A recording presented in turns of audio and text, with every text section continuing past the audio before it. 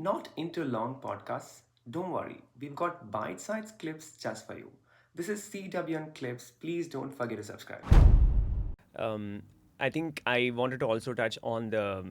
If I don't talk about it, I think it's a very important point to talk about the 500% increased risk of PD from trichloroethylene.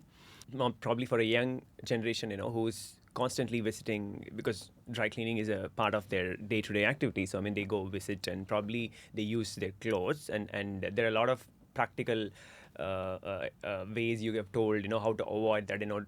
So maybe I want to bring awareness about the trichloroethylene because I had this conversation earlier, and then I was having challenge to convince people that hey, if you're living close to a laundry, a dry cleaning place or above it, or you walk by close by, you are exposed to the chemical TCE because it's still used. So probably please talk about that and see where we have gone from a policy perspective. So do you know why we dry clean clothes? Probably to take the crease off, yeah, or The main reason we dry clean clothes is so our clothes don't shrink. shrink. Oh, That's the main reason. So in the 1880s, we used kerosene, but it had the unfortunate property of being flammable. So in the 1930s, people introduced trichloroethylene, a chemical that was been around for 100 years. It's known to cause cancer, according to the EPA, and it's linked to Parkinson's disease. And we used that 1930s, 1950s, until it was supplanted by its cousin, perchloroethylene. These are both two simple molecules. They only have 6 atoms, 2 carbons, 1 hydrogen, and 3 chlorines for trichloroethylene, yes. and 2 carbons and 4 chlorine atoms for per or tetrachloroethylene, which is still widely used in dry cleaning. Dr. Caroline Tanner and her colleague Dr. Sam Goldman showed over 10 years ago that twins who were exposed to these chemicals either through their work or their hobbies had a 500% increased risk of developing Parkinson's disease. And these same chemicals have contaminated up to 30% of groundwater in the Yep. United States, including a marine base in North Carolina called Camp Lejeune. And again, Drs. Tanner and Drs. Goldman followed these Marines who, by definition, are healthy. They were young. Average age was 20. Some were teenagers. The seeds of Parkinson's are planted early, and they followed them, and on average, 34 years later, those Marines had a 70% higher risk of developing Parkinson's disease than people served at a less polluted base. The same, you don't have to be a Marine to be exposed. This same chemical, if any people watch the movie Civil Action with John Travolta, same chemical in a town north of Boston called Woburn. Same chemical in Toms River, New Jersey, about an hour and a half from where we're sitting right now, contaminated the water supply in Toms River, New Jersey, leading children to develop leukemia, TCE known to cause cancer. And I met someone recently from Toms River, New Jersey, who had Parkinson's disease. But you don't need to live in those communities. You can be in New York City. So, as you know, many apartment buildings in New York City have a dry cleaner on the ground floor.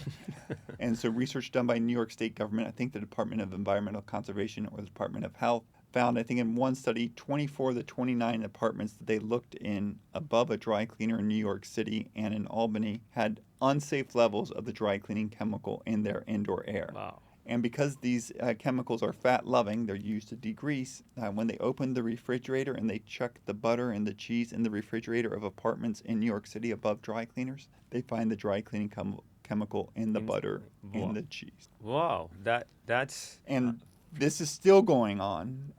We're not too far from Brooklyn. If we just walk over across the bridge and we go to the Gowanus Canal, you will find these same dry cleaning chemicals, which are widely used in degreasing. They have been found in unsafe levels in the indoor residences and buildings of people in Brooklyn, New York. And it's the same thing happening in other places as well. Unsafe levels of chemicals that either have been known to cause cancer or likely cause cancer and have been associated with up to a 500% increased risk of Parkinson's disease are found in the indoor airs of residences in New York City today. Wow, that's unbelievable. And why is that still not banned? The TCE use in the dry cleaning. So is it like we're not making our voices heard? So New York State banned trichloroethylene, which is primarily used in degreasing. Perchloroethylene is still allowed to be used in New York State. I just moved to New York City about 6 months ago, and one of my first jobs was to figure out a dry cleaner that does not use perchloroethylene, also called Perc. in the industry. I found one, but unfortunately they stopped work, and so I had to find a second one. Only one state, California, has banned perchloroethylene. The EPA, it looks like a ban was put in place in 2024. That ban was frozen in 2025. It looks like it'll be unfrozen and be put in place, leading to the phase out of these chemicals over the next 10 years. But still, most dry cleaners in New York State, to my knowledge, in New York City, to my knowledge, are still using perchloroethylene, even though it's likely is a likely carcinogen according to the EPA, and it's been linked to Parkinson's disease. This is just a glimpse of one of the many conversations we've had in this channel. If you found this thought-provoking, please don't forget to subscribe and explore more insights from unfiltered voices and the real-world experts. And please don't forget to like and share this video to as many people as possible. It keeps us going. See you in the next one.